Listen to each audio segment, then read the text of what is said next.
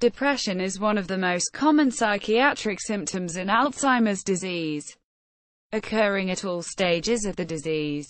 But it often appears in a different form than other depressive disorders. In 2000, a workgroup of the U.S. National Institute of Mental Health created a set of provisional diagnostic criteria for depression of Alzheimer's disease, DAD, as a separate diagnostic entity in its own right. In 2005, psychiatrists at Johns Hopkins University School of Medicine created a set of operationalized criteria to aid the diagnosis of DAD in clinical practice. Causes. Although caregivers often feel that the fact of an Alzheimer's diagnosis must be creating depression in the affected person, there is little or no evidence that this is true.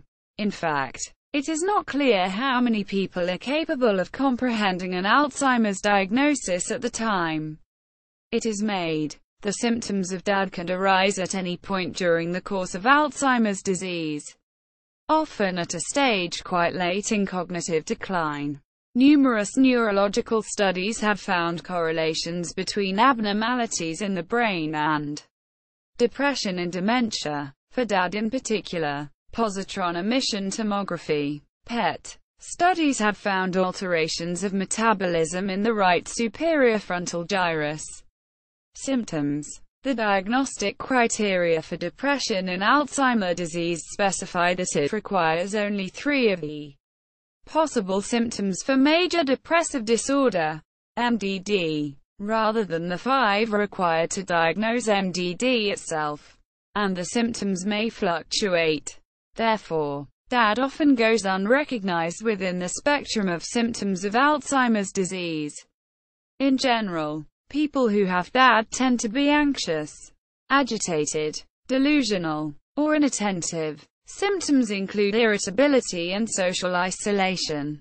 People with DAD are more likely than those with MDD to show a decline in their enjoyment of social contacts or customary activities, but are less likely to express or experience guilt or feel suicidal. Diagnosis. Of course, diagnosis must rely on the criteria established by the NIMH Working Group on DAD. Because of the cognitive decline characteristic of Alzheimer's disease, diagnosis of DAD needs to include independent interviews of the patient and caregiver. The Cornell scale for depression and dementia is particularly useful because it allows for these separate assessments. Treatment.